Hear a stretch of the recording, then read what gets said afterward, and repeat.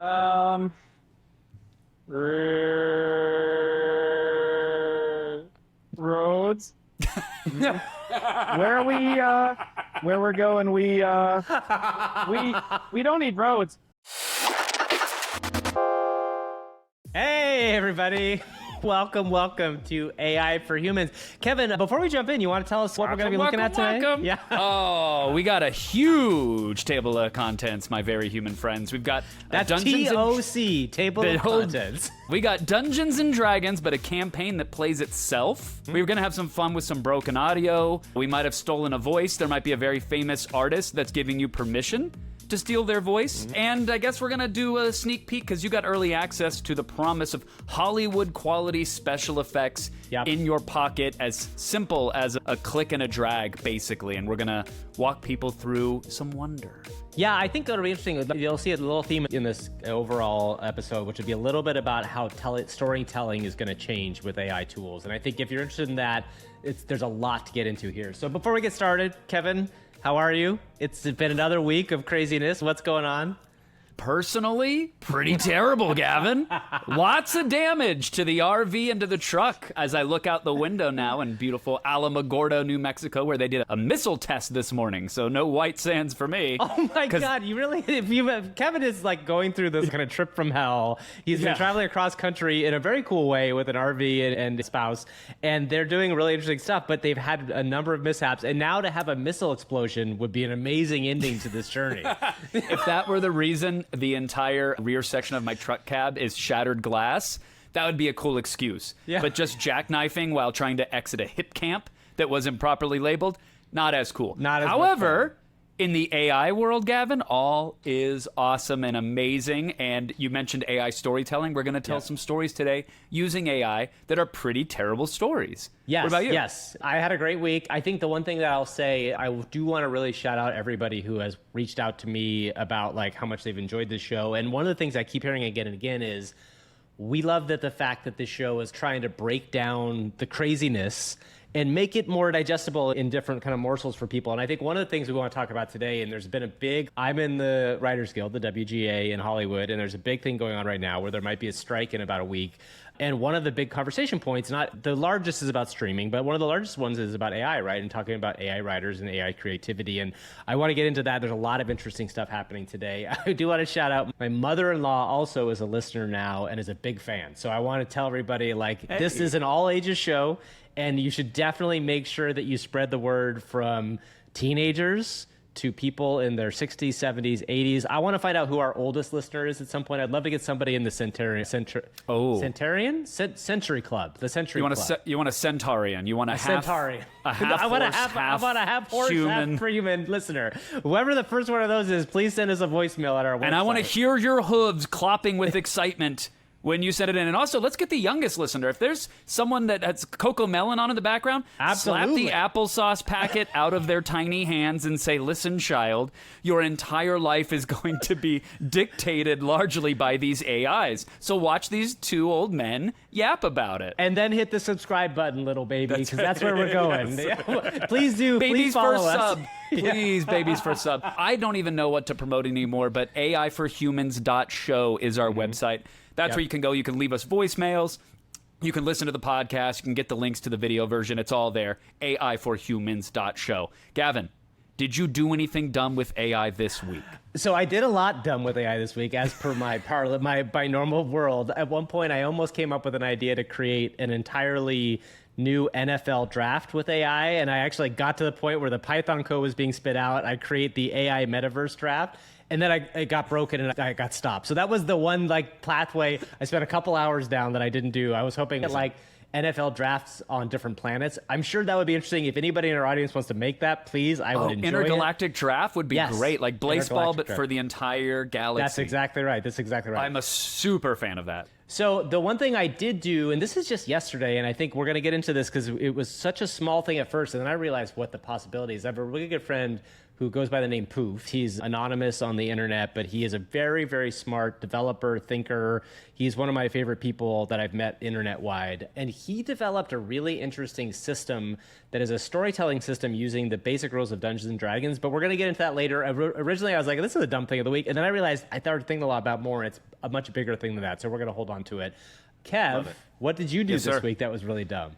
Other than the jackknife, I played with Bark for a minute. It's brand new and it's completely free, but they released basically a text-to-speech, a program that is incredibly powerful. You can clone voices. It's got like 100-something plus voices built in. It can do sound effects and basic music, and we're getting to the point where it's like, oh, yet another one? Because there's so many tools. There's Tortoise and Kokui or Kokui, and we've been using 11 Labs a lot to clone voices. That's what gave us Mr. Yeast last week, and even a fan favorite, Gash. But this tool, already out of the box, is incredibly capable, very powerful. It seems very robust, high quality voices, and it's free. You can run it locally on your own machine, and it churns out stuff pretty quick. And another user made a one-click install, so if you don't know how to do any of this stuff, you can search Bark, one-click install, safely install it on your computer. Another user made it so that you can stitch together multiple pieces of audio, and he added a mode called Confused Travolta. So where let's if you've explain ever that real seen, fast. Yeah, please. go ahead. Yeah, No, I was gonna say, do the it. confused Travolta GIF is from Pulp Fiction, and it's when John Travolta walks into a room and is looking around trying to figure out where he's at. So this is a really fascinating thing. So somebody added this mode so that it would be like watching the AI try to figure out what's going on, right? Yeah, basically hallucinates beyond your prompt and sometimes in the middle of it. I took some famous movie quotes and pushed them through Bark. Now, some voices are better than others. Some have background noise. Some have like crickets chirping. So you never know what you're going to get. You can choose a voice, but I didn't think that'd be fun. So here's a sample of the very first thing run through. Nice and clean, no Travolta mode whatsoever. May the force be with you. Nice enough. Audio, Sounds right? a little bit like Star Wars May Joe the force Biden, maybe. be with you. That's right. Yeah. A little force Biden. Now, here's where Bark gets really good. Like, we've all heard text-to-speech that can make you sound like a very professional narrator. They give you a nice voice, gravitas, but the moment you try an or an or a like or a stammer, very human pauses and repetition, a lot of them fall apart and they sound robotic. Not Bark. Maybe force. Maybe force be with you. Yeah. Also Yoda. Okay. Oh, also right? Yoda. Also Yoda. Good little thing. We have some other quotes here. May the force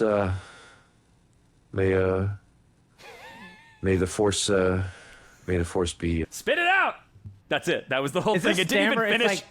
It's stammered to voice is what we've got. Stammered to voice now. The point is, you can write with dashes, ellipses, repeating letters, and it's taking it and it's My interpreting mama always said life was like a box of chocolates. You never know what you're gonna get. It's so how it. So it starts to hallucinate off into the end. Sure. Okay, so interesting about this to me is one of the things we've talked a lot about is, and we're going to get into this later, about when you're creating things that are meant to be read or be human-like, whether that's scripted content or unscripted content, which when AIs will be able to spit out their own things, this is going to make them feel much more real. Like the idea that if you had an Alexa that said, they asked a question, the Alexa was like, let me think about this. It would be annoying maybe, but it would actually be much more real. So I think this is like an interesting step in the direction towards realness for sure. We're going. We don't need roads. If you're making motion, people are stealing. What That happened was the there? hallucination. What was that? That was it hallucinating. That That was confused Travolta? That was We're confused going. Travolta at the end. Yeah, listen. We don't need roads. End of it. If you're making motion, people are stealing. If you're making motion, people are stealing. I think we have a new slug for this episode. When in doubt. No. Here's the last one. Last one. Same quote.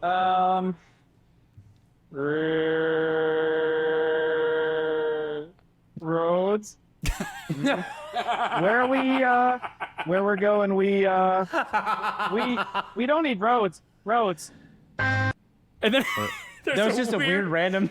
Yeah, it starts to go into the theme song, I think. I think it's the Friends theme song at the end there. One thing to know about Bark, which is also very cool, is that two things it can do. One, it can add sound effects, so you can make it sound like somebody's like on a phone from 1960, which is really cool. But you can also change languages really easily. Like it's got a multi-language support, so you can do a thing where somebody starts speaking in English and then switches to Spanish, or you can do a whole thing in Chinese. This is like the Tower of Babel, like the Babel fish from sci-fi. It's like pretty soon, you know, everybody already has Google Translate on their phone and they can hold it up. But there's a world where this is like going to completely eliminate the need for translators. This is like a real thing and it's free. That's a really big deal. It's a huge deal. And when we talk about a worldwide audience, we talk about multicultural support. It's not when you say, oh, it has support for different languages, you can take a voice and have it speak in a different language, retains all of the qualities of that performer's voice in their performance. So imagine localizing a TV show with some real-time lip flap dubbing, or anime in an area, or explainer videos, VOs and how-tos. You can have one narrator. You like their voice, great. Now they're speaking every language you want. And to your point, this is out now. It's free. You can play with it. Which is amazing because then it's kind of like text to, it's like using ChatGPT, right? Like it'll answer stuff. It could write things. It could come up with things. And that might spark something entirely different. I think it's an oracle because I spent, well, it can become characters. I spent a lot of time watching Succession this weekend. Did you? Are you up on this, Gav? Absolutely. I'm 100% up on it. I love Succession.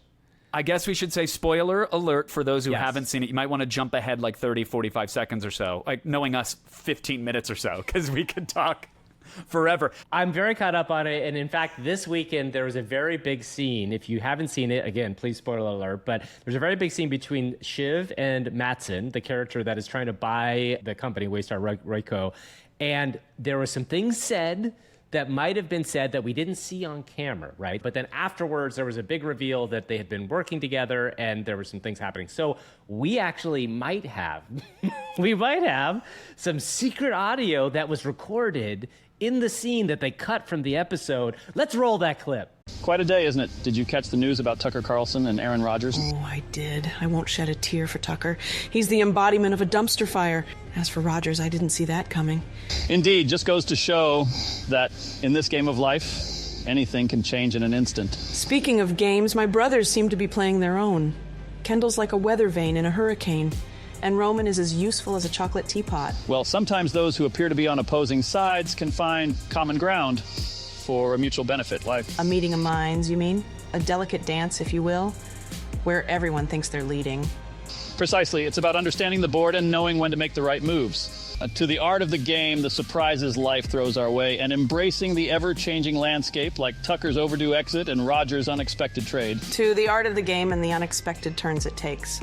And to Roman, who's about as useful as a screen door on a submarine. And to Kendall, whose rap performance was as mesmerizing as a giraffe attempting ballet in zero gravity. And to Roman, whose approach to business is like watching a corgi trying to solve a Rubik's Cube with its paws.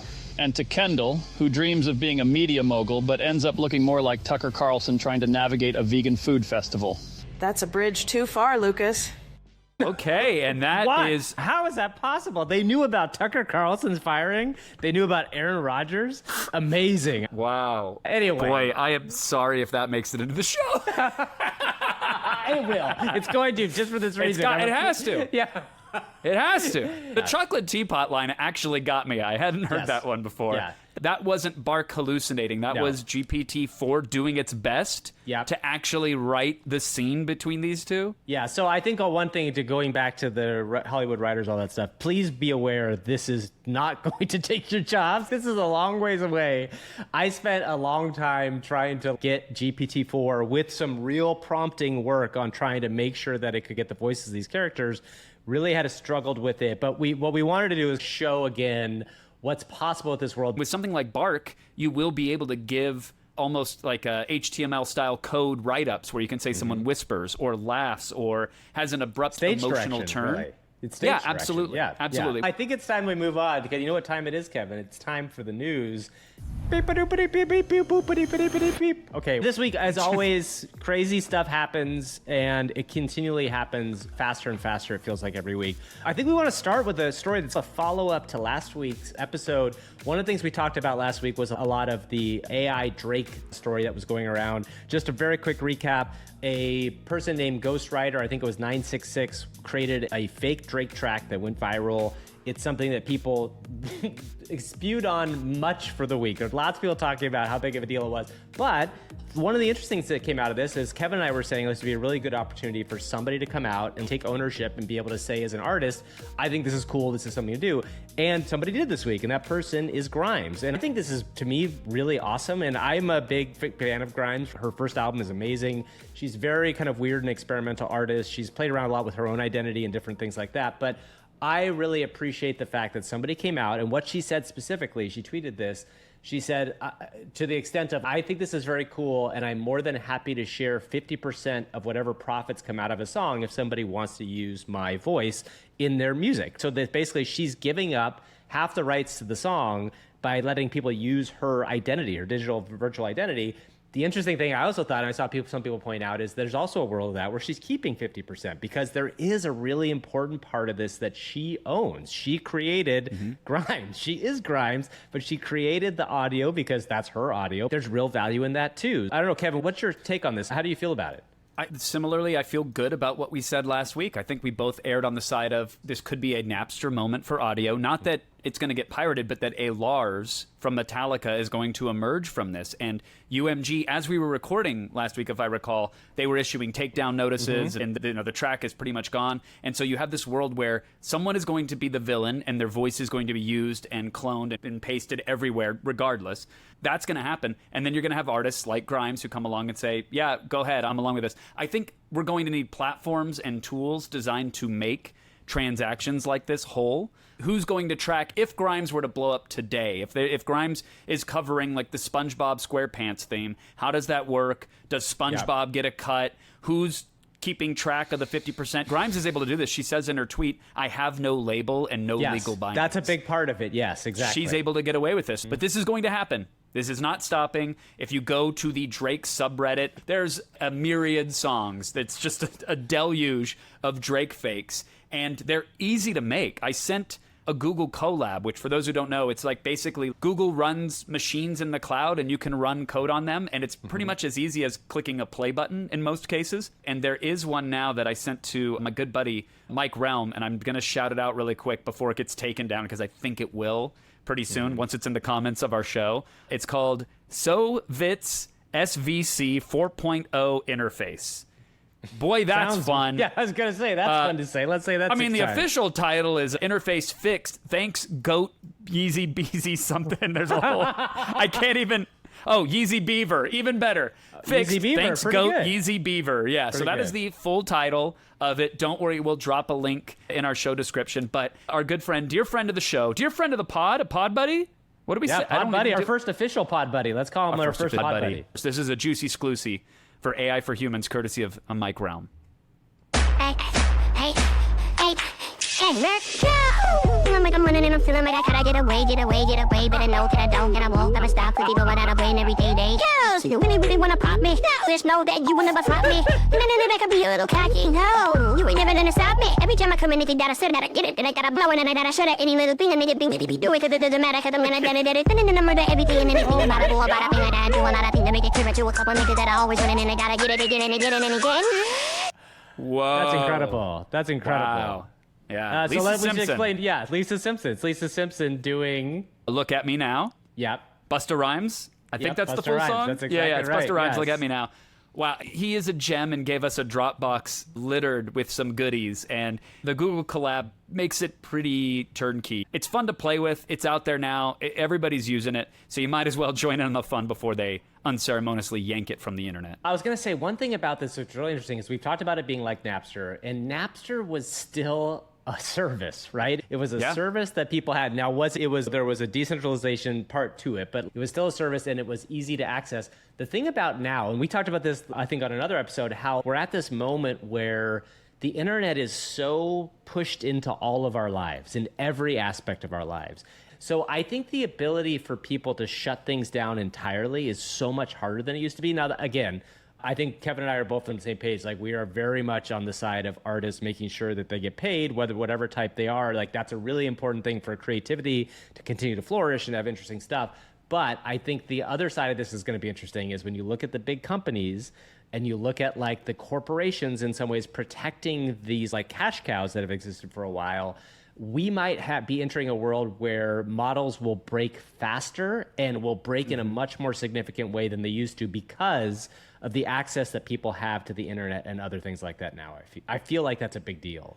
Yeah, and I thank you for chiming in again on the artist-friendly nature of the approach, because that's 100% the case. When I'm like, oh, tough, guys, genie's out of the bottle, I don't say that because I don't care. I say that because I think that's just the reality. I don't think you're going to win a war by playing whack-a-mole with every site and service that pops up. And the reason I know that is because history. No one has ever properly won that war in any capacity because the internet, because we are so connected, as you said, Gav. So what I would posit is we need to be forward-thinking about the tools and the tech that we're going to use to provide these experiences. I love Maynard Keenan. He's the frontman for a band called Tool, Perfect Circle, Pussifer. He's got a bunch of bands. I love his voice. It is so unique and so interesting. I would pay to have his voice covering other songs that I like. I also love a band called The Deer Hunter. Maynard covered a song called A Nurse Who Loved Me. I would love for Deer Hunter to cover that. If there was a music subscription service where I could go and say, look, I've subscribed to the likeness of this band, the audio qualities of it, and the audio qualities of this voice, and I want this artist's this song, it may cost me a couple bucks, but if I am putting it together, if I'm Voltroning based off the licenses that I am acquiring or that I've subscribed to, every artist can get their cut. That's totally fine. Give me the high quality Matchbox Cars audio mashup that I want. I want to slam these flavors together and make my own auditory sorbet. So please let me, and I will pay for that. We should move on to the next story, and we're not going to spend a crazy amount of time on this one because I think it's really interesting. It's also extremely technically complicated, so I don't want to go too deep on it, but there was a really interesting breakthrough technically this week, transformer scaling. So if one of the biggest things for people to know out there, just the TLDR, is the transformer is the technology that allowed what we're going through right now, the machine learning kind of revolution to happen. It's a way of how I know it's it confusing processes because information. They were aliens, but they were also automobiles? Yes, and there are two kinds, Decepticons and automatons? No, Autobots. So we have to make sure we know what they are. I got it wrong. Turn in your nerd card. My whole nerd card is gone now. Anyway. Okay, Sorry. so back to the actual transformer. The transformer is this piece of technology that kind of opened the door to all the sort of things we're seeing now through machine learning. I'm not going to go into detail about it because it is very technical. But the news basically this week that came up was that there is the ability for it to scale to much higher number of tokens. Okay, what does this mean? The number of tokens is how many pieces of input you can give it before it can't take any more, right? So imagine a very early computer. There was only so much information it could process.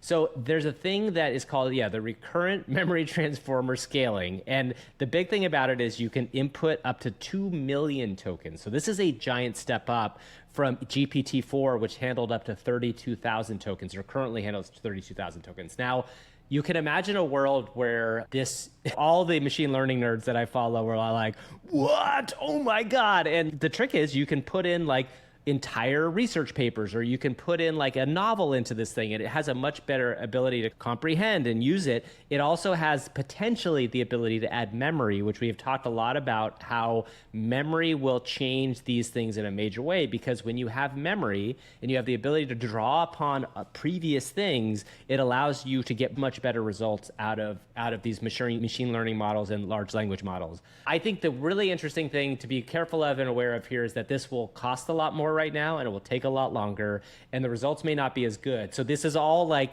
very early level like technology breaking. But the reason I want to bring it up, and I think it's important, is the people that like follow this space super closely, the people that are like the experts, had head exploding emojis when they were talking about this on Twitter, because people did not expect this to happen. Like, people did not expect this to happen this fast. And it is not done. It is on the bleeding edge. But I think it just reiterates the point that, like, all of this is happening super fast. And there are a number of things that can go wrong, as we've talked about many times. And we should probably do a check-in on our apocalypse clock. But I think the interesting thing about this is just the speed at which it's happening. I don't know, Kevin, what is your take on this whole thing, and what do you feel like it brings to the forefront? I think you crushed it, Gav. Honestly, it's a hyper-technical document, and I'll be honest, even after asking AI to break it down and explain it to me, I was still scratching my hollow skull.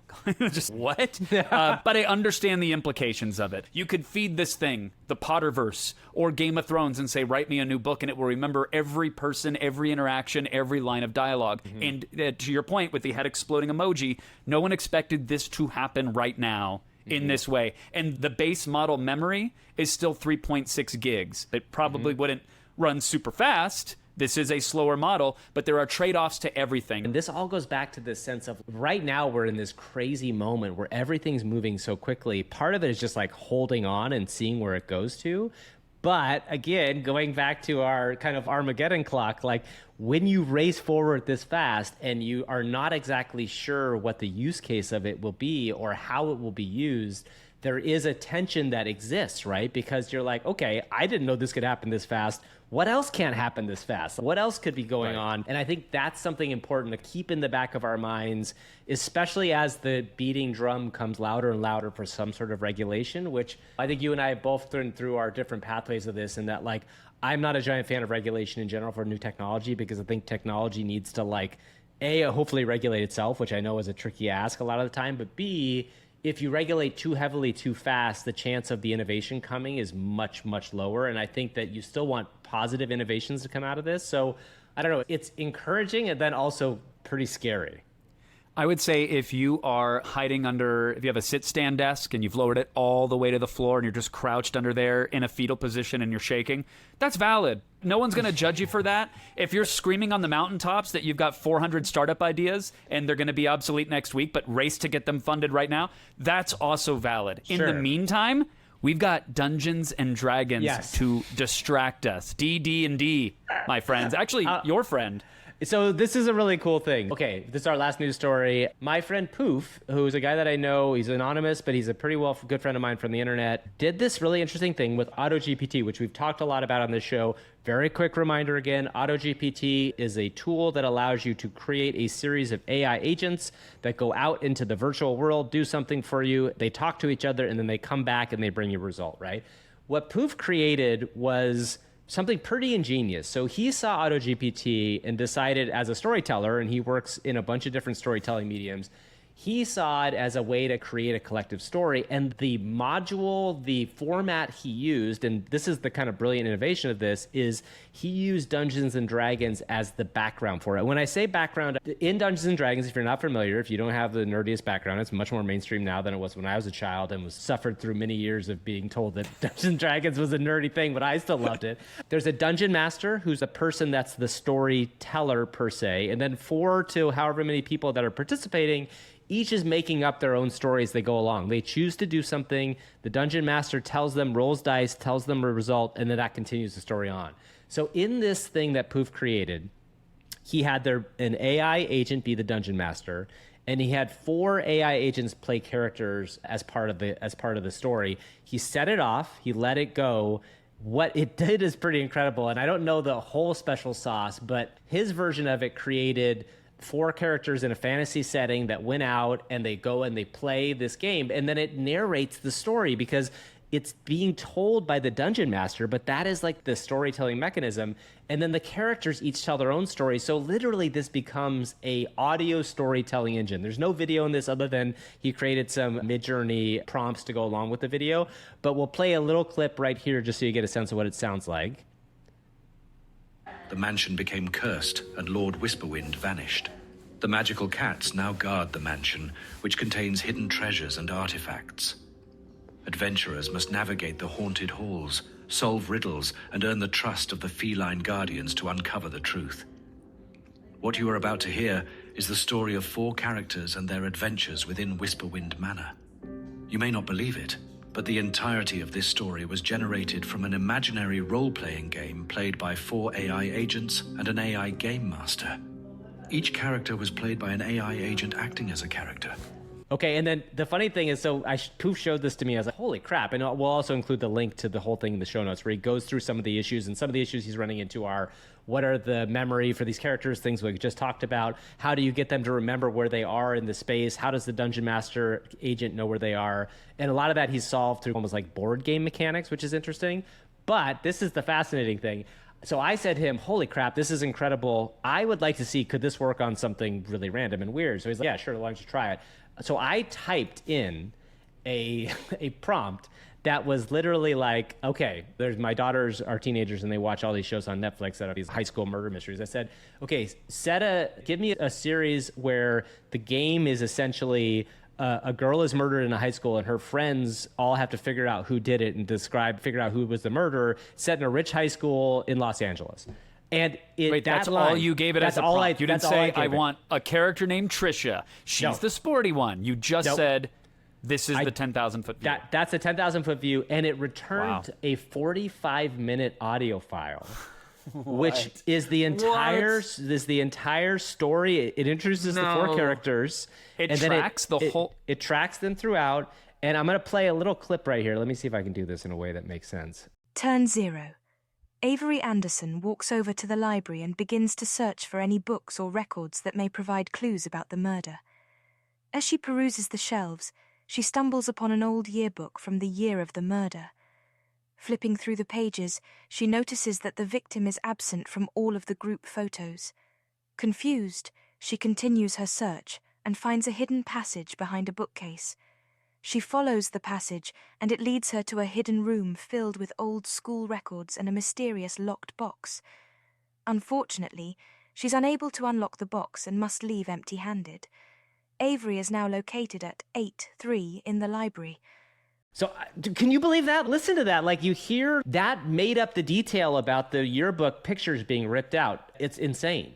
Do you know if he customized the engine which is powering the D&D adventure to say, instead of a Dungeons and Dragons, you're doing a teen thriller or whatever? You just fed it that prompt? Just fed it that prompt. Okay, so that means the Auto GPT knows, oh, I'm the storyteller. Yes. And then I need 3 or 4 characters. Character, come up with your character. Yes. Character 2, come up with yours. Okay, I now know the 4 characters or whatever it is. Yes. Now here's the narrative that we're going to tell. And yes. You guys fill in your parts, you AI agents. Yes, that's exactly right. It's bonkers. And now I'm updating my doomsday clock. It's a 9. It's a 9. Oh, it's a 9. Come on. They're testing missiles out my window right now. You got AI talking about teen drama killers. I don't know which way is up. They're ripping storybook photos out.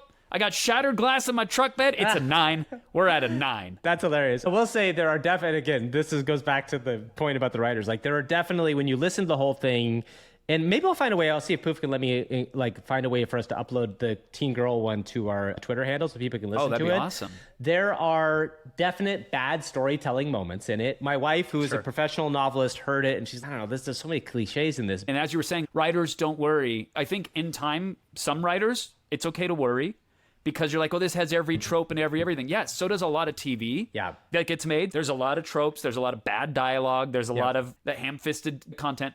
However, the great writers start cobbling together your entire body of work. There's a world, again, where we're talking about taking, whether it's Grimes's voice or someone else's likeness. If I am generating a story for myself or I want to create one, maybe I license Tarantino's dialogue model and I imbue a character with his personality, the way they would write. And there's going to be a lot of bleeps in that sample, but that could be a near future where instead of fretting about it, the bumper sticker right now is AI is not going to take your jobs in the near term. It's humans that are leveraging AI. They're the ones that are going to take your jobs. Yep. So if you're a writer right now, be looking at stuff like this and thinking, how can I add value? How can I make this better? Because it will get better over time. But if you can entrench yourself in it, you're setting yourself up for the next few cycles, which 100%. Could be 5 months or 5 years.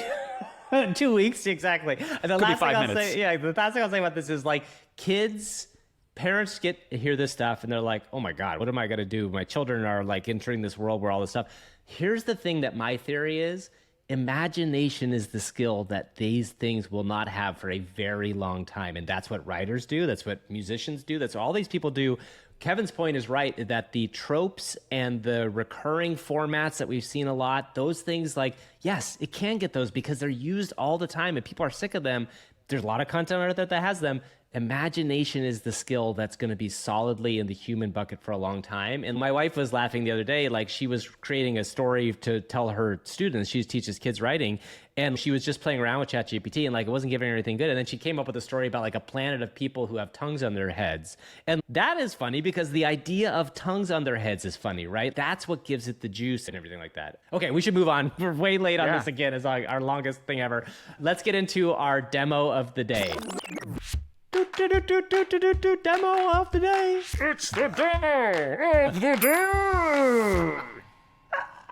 Yo, put that trumpet down, man. That was aggressive. At some point, we're going to get a graphics department. Right now, it's literally just Kevin and I like trying to do six things. We cover a space that is let the robots make the graphics for you and the audio, let them edit it for you, and we still do a lot by We do a lot hand, by ourselves. which is telling. Yes, I know exactly. GPT could write all of our tweets and our YouTube comments and probably script this podcast. Probably better at least than we to keep do. it to time, yeah.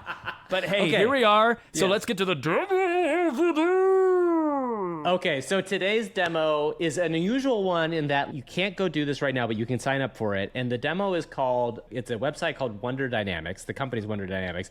And what this is basically, to continue our storytelling Hollywood theme, is this is a platform that was created to make very complicated graphics, VHX graphics, like things that you would mean like giant robots in movies and things like that, and make them doable by normal people in a normal editing timeline. It's a company that was started by a couple guys, one of whom is Ty Sheridan, who's the actor from Ready Player One. He's the main character in Ready Player One. It was in one of the X-Men movies.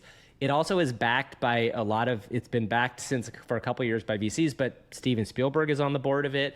One of the Russo brothers, the directors of Avengers Endgame, is on the board. So these are like actual Hollywood people looking at how to do this stuff. The idea basically here is you shoot, at least for right now, there's a couple different ways to use it. One is you shoot a video yourself of whatever, walking in the street, and I'll show you guys an example of this in a second. Or you can use it to create using Blender, which is a tool that allows you to create video graphics, or other things to bring in your own models to put them into real world environments, right? So in a normal situation in Hollywood, creating a shot like this where you shoot a real world environment and then the lighting and everything else like that costs a fortune and costs a lot of people, right? It takes a lot of people to do that sort of thing. What Wonder Dynamics is trying to do is make it so that it's way cheaper and it's using AI technology to do all that stuff in the background. Now, is it doing it perfectly yet? Not entirely, but I think we'll take a look at this the stuff now. fact that it does it at all Yes, in some yes. capacity is still already magical. Hashtag, by the way, not an ad. Hashtag, not a sponsored segment. Just something that Gavin got some early access to because you joined a wait list. Yes, exactly. We should exactly. show it off. That's right. So I'm looking right now at the Wonder Studios, my homepage on Wonder Studios, right? So I'm in the closed beta. So what this basically allows you to do is you take your own videos and you upload them. And I'm going to click on this page and show the videos that are mine. Here's an example of a video that I shot of myself walking to do a test of this. So if you play this, as it plays, you'll see me. This is me. It was way too early that morning, but I had my hair done, but I had my wife shoot me on the street, walking back and forth in front of my home. And then I think I'm gonna skip ahead here because I also then did a couple other things where I skipped and I looked at the camera, and then I also did a sprint, right? So this is me like doing that. So I have this video here that's called Raw Walking. That's the me walking video. Okay, now I'm gonna go and drag it into this file, which is very much like an editing file, right? Okay, so now I've got my video here. This is me doing this as I see myself walking back and forth. So now what I've gotta do is I stop it here, and I find that character, and I go next. You go up here, and it says scan frame for actors. So it's gonna scan the frame right here, and it's gonna look and see who's the actor in that frame. Hopefully it can do this in real time. Okay, so it found me. It then says you select a character over here. So they've got a pre-selected characters that are like different sorts of characters. Like this is that guy, Sam. This is their character, Sandy. The professor. They have a bunch of Pixar-y looking people, and then this guy I like a lot too. Let's choose him. I like that guy, yeah. Okay, so basically what I do is I just drag him over here, and now that knows me as actor one. Okay, so like, yeah, so anything else. And did you test it with multiple actors in a scene to see if you could assign different actors? I did, and you can. It works actually pretty well. Cool. So right. You go to next and it renders, and it does take a while to render because you have to imagine this is doing some pretty significant backstop stuff, right? Yeah, this is probably figuring out, just like we showed off the meta tool last week where it adds a skeleton to an animation, yes, a custom cartoon. This is going, okay, human actor, where are they? Where are they in orientation of the scene? Have they rotated? Have they moved? What are their bones doing? Okay, how do we map that CG version of that? And because your torso isn't the same size as the weird robot or bear, it's got to do some masking and clean up and try to guess what is behind that actor. It doesn't seem to do so well with what's in front of the actor, though, which is something I think we'll see in the results here. But the fact that, I know we started this with, is it perfect? No. The fact that it's already this far along and isn't a bunch of GitHub code patched together with a bunch of command line interfaces, like they're making it pretty drag and drop.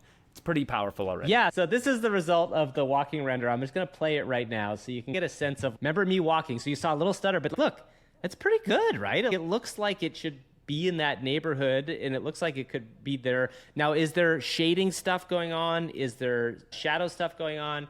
Yes, but a lot of the actual hard work is done here. Now, I did switch to a different character, so watch this run. This is me skipping.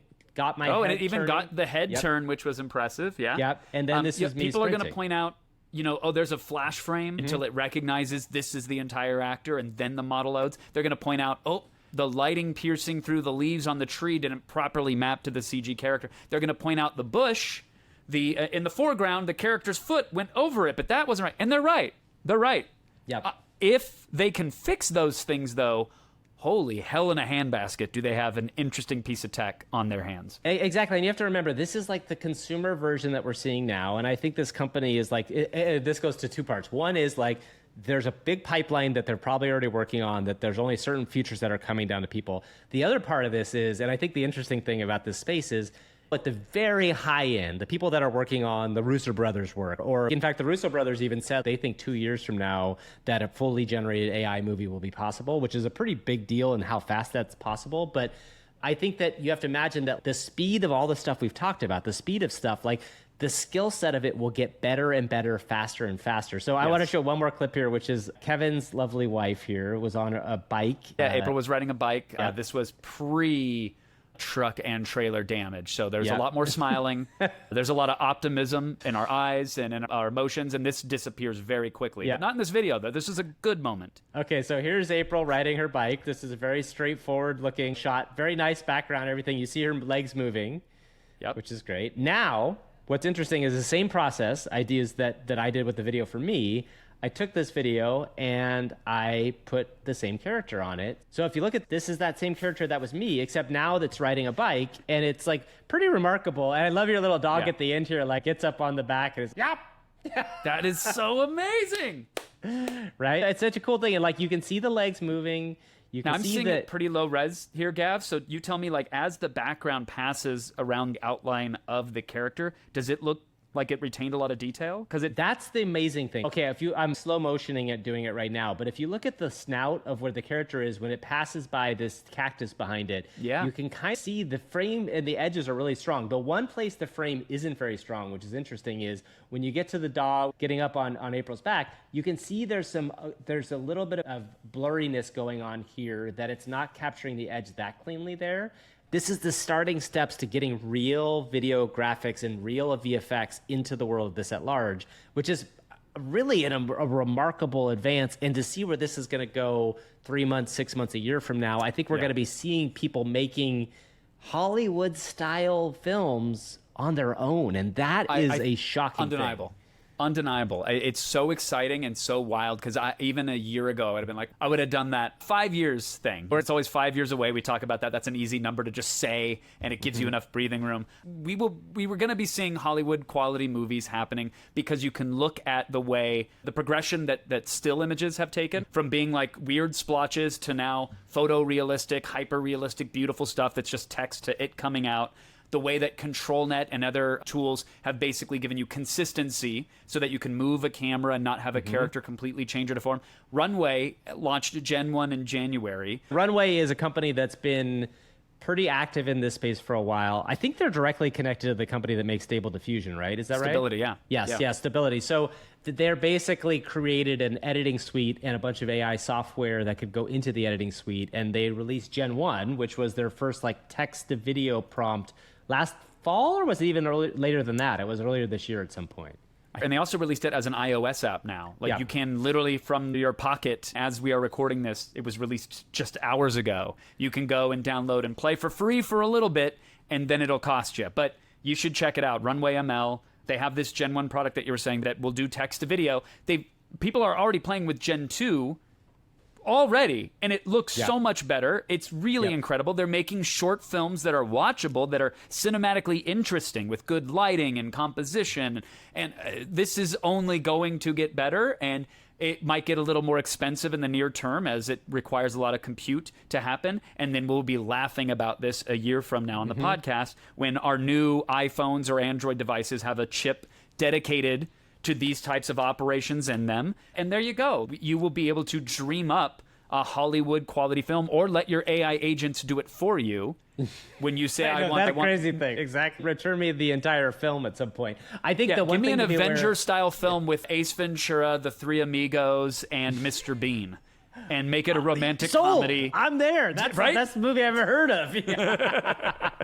Done. I think one thing that's important to caveat here is compute power. Obviously, that's one thing that always everybody should know out there. When I say compute power, all of these operations, everything we do in the AI world or is being done in the AI world, takes a lot of computing, which means a lot of computers churning, whether it's in the cloud or on your local machine. It also takes a lot of energy, right? So these are all things that we're going to have to like sort through, and it's going to cost, right? One of the interesting things about this medium versus say like something like social media is that there are hard costs associated with it because you have to pay for the rendering ability to do this stuff. And if you see Wonder Dynamics, like right now, they're allowing us to do this for free. It still takes 2 hours sometimes to render a very short clip, which is, could you throw more compute at that? Yes. And if they were doing it that way, yes. In the same way with Runway ML, like these clips that it's producing, the Gen 1 and Gen 2 clips are very short. Now, the quality is much better, but you're only getting about, like a 10-second clip out of the Runway clips. Like you're getting a 10-second clip. Very short. By the way, I did use the, I'll put this in here, but I did use the Runway ML iPhone app to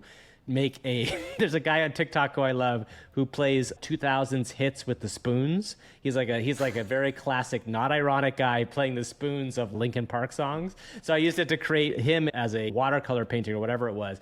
And it's pretty good at it, right? And that's Gen 1, but Gen 2 is a significant step up from Gen 1, and it's a big deal. I also want to say very quickly, I'm sorry, people who are listening to this podcast, there's a lot of video in this. Please come see our YouTube clips to see the video as well, too. Please grab the video version, and while you're over there, smack the bell, drop kick the subscribe button, put a headlock around whatever the alert option is. Is there anything for YouTube Shorts? Leave a comment. Yeah. Go ahead. Please. No, I was about ready to do my big wrestling impression, and then I jumped out of it halfway through. I was going to bring the pain to our subscribe button. Just smash the hell out of it. One night and one night only. It's hell in a subscription sale. You get there, brother. Drop a big leg off the top rope. Make sure you sub, and if you hear the bell, keep on ringing it. We've got a website, as we mentioned at the top of the show, assuming it didn't get edited out, aiforhumans.show. And while you're over there, you can subscribe to the podcast. You can get some links to things. There's also an option to leave us a voicemail, which people have noticed. And we're well over time. We got a couple voicemails, but we did want to play one and answer a question. Yeah, let's do it. Boop. Hello, AI for Humans. Really enjoying the show. You mentioned you had a voicemail. Figured I would send one in. So, you know how there's the 3 laws of robotics and stuff like that.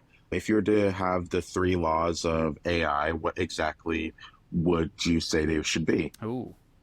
This is really interesting. Thank you for that, first and foremost. Of course. So just so everybody doesn't know, the 3 laws of robotics were written by Isaac Asimov, like way back in, I think, the 1950s, which is a long time ago. And they are, a robot may not injure a human being or through an action allow a human to come to harm. A robot must obey orders it is given by human beings, except where such orders would conflict with that first law. And a robot must protect its own existence as long as such protection does not conflict with the first or second law. For a long time in the world of sci-fi thinkers, but also like robotics and AI thinkers, they've thought of this as, okay, this is a way to protect ourselves from the robots going crazy. So the question was, what are the rules of AI? It's interesting because they're kind of similar, I would hope, right? Now, the question becomes is, I think we can come up with our own rules, which are like, my take on this is like, A, don't freak out too much, because that's a big part of it. Don't freak out too much. Wait, that's a rule for the AI? Is, yo, keep it chill. No, that's a rule one? for us. Oh, that's what I was like. I thought you were saying the rules for the AI. Don't freak out. No. Let's keep this chill. I think in the AI side, it's like, I would love those to be the rules in some ways that the AI could integrate. Like the issue we talk about a lot is this alignment problem, which is like how the AI is aligned with humanity and how like the goals of it are different from ours. And honestly, I think that's what Asimov was trying to solve way before any of this stuff was real. He was trying to solve for the idea of like, how would you get a logical brain that is driven by a programmatic idea? How would you get them to understand what it meant to both like work for humans, but also be part of human culture and not let them be hurt. Now, this is the idea of AI as essentially a slave, right? Which I think is where we're going to get really weird, is that AIs going forward are going to feel much more real and human than I think even Asimov expected originally. I just asked an AI, by the way, while you were chatting, to rewrite the rules for artificial intelligence. And it did, and it basically wrote the same 3 rules. Yeah. AI system shall not harm a human being, shall obey orders given to it, and shall protect its own existence as long as such protection does not conflict with the first or second law. Fully agree. Those laws work for robots, same way they work for AI. But then I asked the AI. Uh-oh. Where are we Just going now. here? I literally just did this as you were going. I'm sorry, I muted it and typed it. I said, it's fine. now give me the laws for humans to follow from the perspective of an AI. Okay. Shall we? Let's go. I would love to hear it. A human being shall use AI systems responsibly, ethically, and with consideration for the potential consequences, always prioritizing the well-being and safety of all humans and the environment. Okay. Great rule 1. Sure. Number 2, a human being shall ensure that AI systems are designed, developed, and deployed with respect for human rights, privacy, and fairness, and with the intention to reduce bias, inequality, and discrimination. Okay. Sure, I don't know if that's happening, though. Yeah. Like, you can't delete a clip from Wonder Studio right now. I know they're in beta, but there's some privacy issues and maybe some human rights and fairness there. And OpenAI, and we talked about this a little bit, like Samsung employees got in trouble for just plugging data into it. Yeah. Right now, OpenAI, they can expressly read every chat, every interaction, every line of code that you share with it.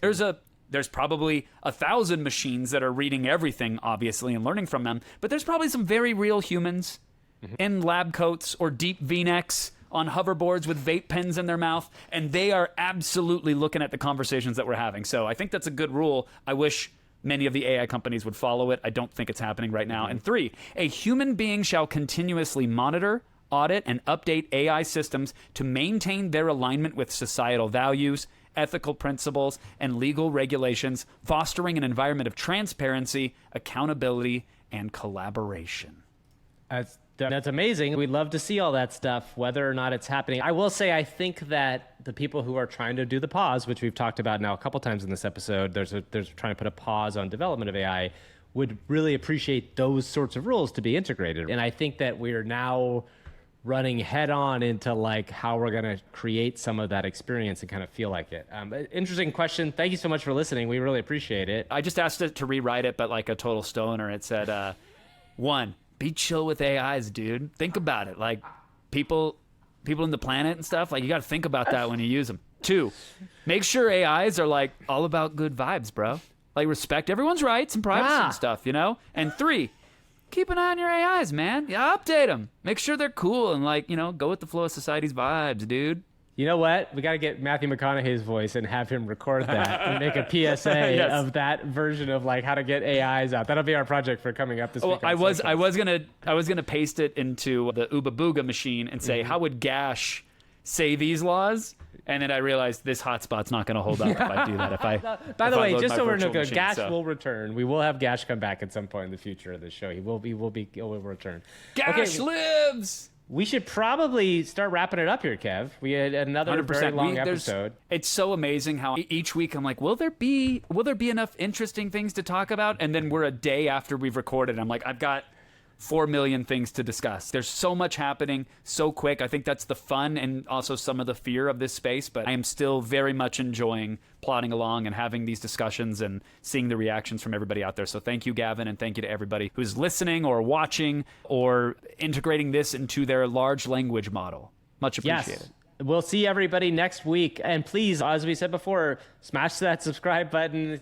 Follow us on Twitter at AI for Humans Show. AIforhumans.show is the website where you can find all the information about us and the show and any questions you want to ask. Feel free to add us on Twitter, or we are actually very active in our YouTube comments as well, too. So go there. Thanks, everybody. Should we end on one more from Mike Relm? Yeah, sure. Let's go. Let me try Dust in the Wind.